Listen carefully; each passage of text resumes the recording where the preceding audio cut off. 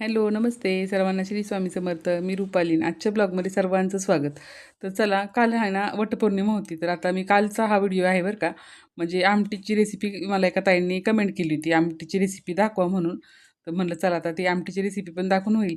आणि वटपौर्णिमेला मी आमटी पुरणपोळीचा स्वयंपाक केला होता. तर म्हटलं तर स्वातीताईंची पण कमेंट तुम्हाला दाखवते. स्वातीताईंनी ना मला आमटीची रेसिपी दाखवा म्हणून सांगितलं होतं. तर म्हटलं चला आता आमटीची रेसिपी तुमच्यासोबत शेअर करते. तर हे ना कट आहे. म्हणजे जे आपण हरभऱ्याची डाळ शिजवून घेतो ना, त्यामध्ये हळद, मीठ आणि थोडंसं तेल घालून डाळ शिजवून घ्यायची आणि त्याचं हे पाणी आमच्याकडे येळवणी म्हणतात बरं का. तुमच्याकडे काय म्हणतात मला ते सुद्धा नक्की सांगा. आणि हळद, मीठ टाकून झाल्यावर छान अशा 4-5 शिट्ट्या करून घ्यायच्या आणि त्यानंतर त्याचं पाणी काढून घ्यायचं. आता हे कांदा घेतलेला आहे भरपूर. 1 मूठ डाळ, 1 मूठ तांदूळ, आलं, लसूण, भरपूर अशी कोथिंबीर घ्यायची आणि खोबरं. आणि तुमची क्वांटिटी किती आहे आमटीची त्यानुसार तुम्ही घेऊ शकताय बरं का. आणि फक्त आहे ना डाळ आणि हरभऱ्याची डाळ आणि तांदूळ हे एकदम मूठ घ्यायचे. जास्त घ्यायचं नाही, नाहीतर खूप घट्ट होते आमटी. तर ही आपली गावाकडची पद्धत आहे. तर सगळ्यात अगोदर काय करायचं आहे, आपल्याला डाळ आणि तांदूळ मस्त असं गोल्डन भाजून घ्यायचं बरं का. वास येतो छान असं कुरकुरीत भाजून घ्यायचं. आणि ही पद्धत आपली आहे ना गावाकडे जास्त वापरतात बरं का. का तर कसं होतं, गावाच्या ठिकाणी कांदे, टोमॅटो हे जरा कमीच वापरलं जातं. आणि आमटीला पण खरंच एक चव असते ना, ती वेगळीच चव असते. आणि तुम्ही हिरवी मिरचीसुद्धा आमटी करू शकता. समजा तुम्हाला मसाला नाही घालायचा, तर तुम्ही ना आता जे आपण तळून तळून घेणार आहे ना खोबरं वगैरे, त्यात तुम्ही हिरवी मिरची पण तळून घ्यायची आणि हिरवी आमटी होती म्हणतात बरं का त्याला. आता माझ्या एक दुसऱ्या मावस सासूबाई आहे, त्यांच्या घरी अशी बनती. पण मला हिरवी मिरचीची आमटी खरंच म्हणजे आमची तर कोणच खात नाही, मुलं पण खात नाही. त्यामुळे मी फक्त मसाला घालूनच बनवत असते. पण चवीला एकदम भारी होती तीसुद्धा. तर तुम्हाला जर बनवायची असेल तशीसुद्धा तुम्ही बनवू शकता. तर चला आता डाळ वगैरे भाजून झालं. आता खोबरं भाजायला घेतलेलं आहे आणि चांगलं असं गोल्डन ब्राउन होऊन द्यायचे. अजिबात असं कच्चं ठेवायचं नाही. म्हणजे आपल्या आमटीला तरीसुद्धा खूप छान येते. तर मी 1 वाटी ना, 1 वाटीला थोडंसंच कमी घेतले बरं का. खोबऱ्याची वाटी आहे ती. तेवढंच घेतलं. आता आमटी मी ना 2 दिवसाची एकदम करून ठेवते. मला शिळी आमटी खरंच तसं म्हणायला गेलं तर आमच्या इथे सगळ्यांनाच आवडते. मुलांना पण आणि आम्हाला पण. तर मस्त असा कांदा बघा गोल्डन ब्राउन होऊन द्यायचा चांगला. एकदम लाल होऊन द्यायचा पूर्ण चांगला कच्चापणा त्यातला गेला पाहिजे.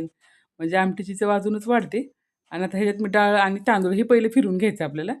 आणि कसं होतं पहिल्यांदा ते फिरून घेतलं तर ठीक, नाहीतर आहे ना डाळ आणि तांदूळ जाड राहतं आणि आमटीची चव बिघडून जाते आणि एकदम जाडसर दिसतं. आता एवढं जाड झालं म्हणजे भरभरीत झालं, की लगेच आपल्याला त्यात खोबरं घालून घ्यायचं म्हणजे पेस्ट पण चांगली होती.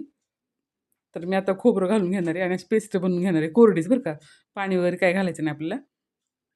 आणि जे आता आलं, लसूण आहे ते पण घालून घ्यायचं आणि कोथिंबीर घालून घ्यायची. आणि त्यानंतर आपल्याला जो कांदा गरम आहे ना, तो जरा थोडासा थंड होऊन द्यायचा आणि मग घालायचा. तर थोडंसं पाणी घातलं म्हणजे कसं होतं, पेस्ट चांगली होती. मग थोडं स्टेप आपण वाटून घ्यायचे.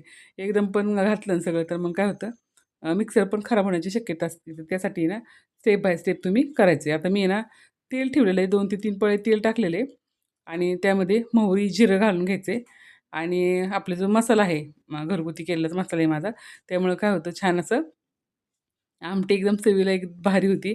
आणि आपली मसाल्याची पण ताई रेसिपी बरं का, स्वातीताईंनी जर व्हिडिओ पाहिला तर नक्की मला कमेंट करायला विसरू नका. तर ना मसाल्याची पण रेसिपी आहे वर्षभर टिकणारा मसाला. तर हा घरगुती मसाला आहे. तर थोडासा कमीच होता, पण मी आता एवढा टाकून घेतला आहे. हळद आणि मसाला नंतरही पण मी थोडासा टाकणार आहे. तर हळद आणि मसाला तेलातच सोडून घ्यायचा म्हणजे तरी छान येते. आणि त्यानंतर आपण जे वाटण करून घेतलेले ते सोडायचे.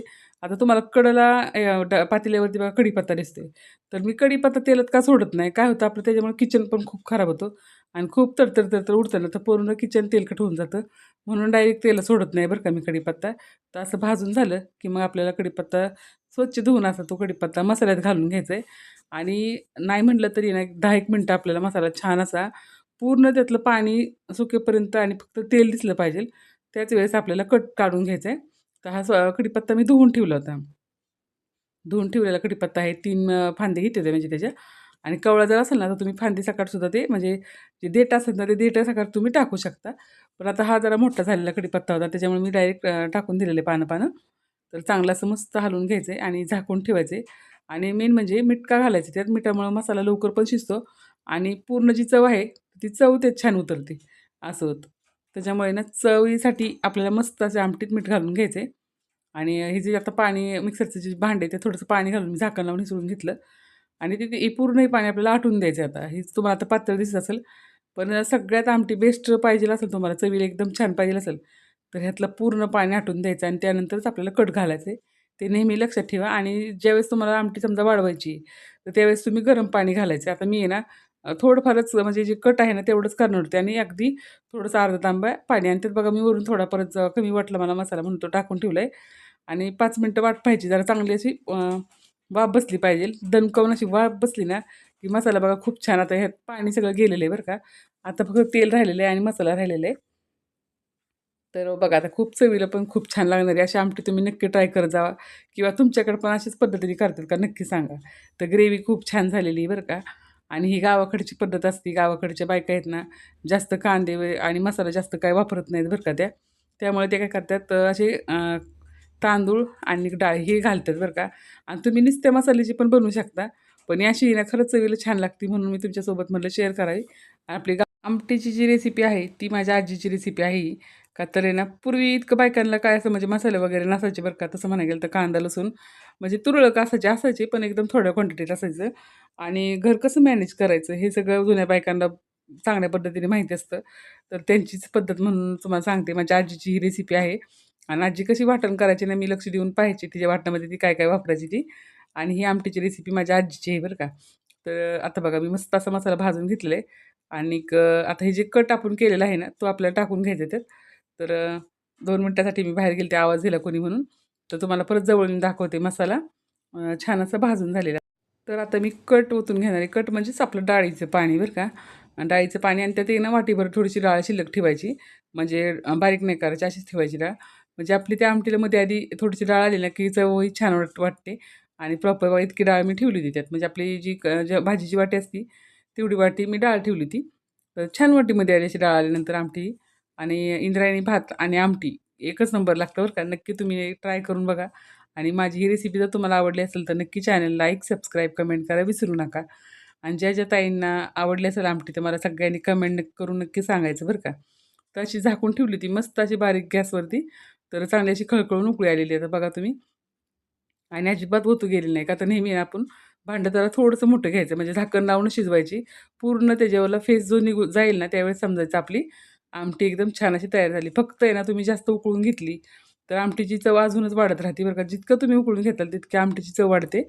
तर बघा आता छान अशी तरी पण आली होती आणि आता मी झाकून ठेवणार आहे आणि परत थोड्या वेळाने 2 वेळा अशी उकळून घ्यायची. आता पहिल्यांदा उकळून झाली मी झाकून ठेवली त्याच्यावर साई आली अशी चांगली मस्त आणि त्यानंतर पुन्हा एकदा उकळून घेते. त्यानंतर अशी छान अशी तरी आली बघा आता. तर झाकून ठेवल्यामुळं काय होतं पूर्ण मसाला जे आहेत ना, ते आतपर्यंत शिजतात ते आणि चवीला एकदम चव वाढवतात असं होतं. तर आपल्याला 2 वेळा उकळून घ्यायची ही एक लक्षात टिप तुम्ही ठेवा. त्यानंतर मी काय केलं देवाला स्वामींना माझ्या नैवेद्य दाखवून घेतला आणि संध्याकाळचा टायमिंग झाला होता ना, तर म्हटलं चला आता तुमच्यासोबत शेअर बी केलं आणि आजचा व्हिडिओ हा तुम्हाला कसा वाटला नक्की कमेंट करून सांगा. चला भेटूया अशा छानशा ब्लॉगमध्ये किंवा रेसिपीमध्ये. श्री स्वामी समर्थ. जय जय स्वामी समर्थ.